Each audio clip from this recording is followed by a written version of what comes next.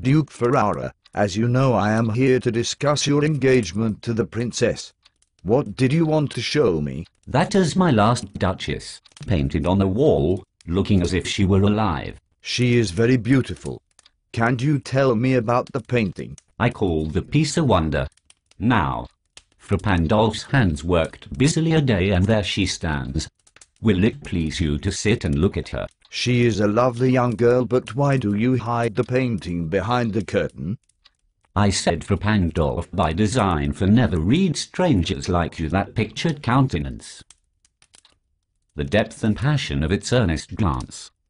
But to myself they turned, since none looks by the curtain I have drawn for you but I. So only you are allowed to look at her, and she can see only you?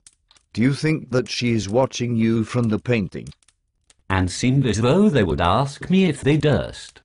How such a glance came there. So not the first.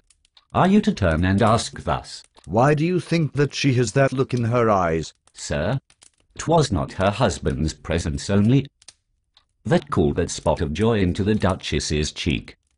Not her husband only who gave her the look? You better tell me more about her. Perhaps Fra Pandolf chanced to say a man to lapse over my lady's wrist too much, or paint must never hope to reproduce the faint half-flush that dies along her throat. Such stuff was courtesy, she thought, and cause enough for calling up that spot of joy. It does sound as if she was a very passionate young lady.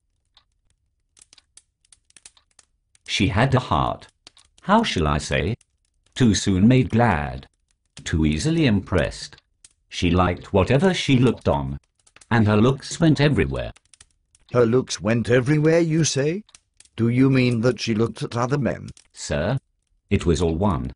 My favour at her breast, the dropping of the daylight in the west, the bow of cherries some officious fool broke in the orchard for her, the white mule she rode with round he terrace, all and each would draw from her alike the approving speech, or blush at least. So you are telling me that she loved attention, and that she was grateful to anyone for attention or gifts?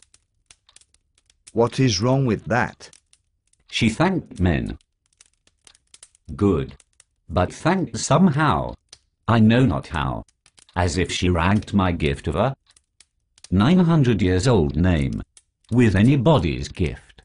Who would stoop to blame this sort of trifling? Do you think that she thanked men in a physical way, with her body and not her words? Even had you skill in speech, which I have not, to make your will quite clear to such an one, and say just this, or that in you disgusts me, here you miss, or there exceeds the mark.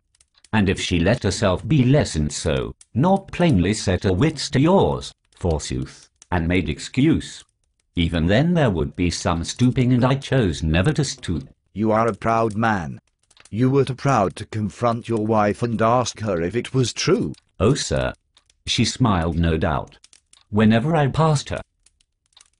But who passed without much the same smile? This grew. I gave commands. Then all smiles stopped together. What sort of commands did you give?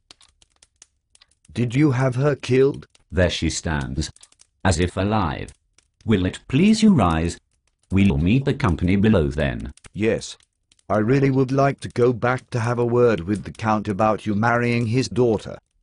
I repeat to you, the Count, your master's known muni for sense, is ample warrant that no just pretence of mine for dowry will be disallowed, though his fair daughter's self, as I avowed at starting, is my object. I really think I should be going now, Duke. Nay, we'll go down together, sir. Notice Neptune, though, taming a seahorse, thought a rarity, which Klaus of Innsbruck cast in bronze for me. Okay. So you've told me that you had your first young wife killed for flirting with other men. And you've replaced her with a painting that only you can look at. And now you want to marry my master, the Count's daughter. I am afraid, sir, that you are an insanely jealous megalomaniac.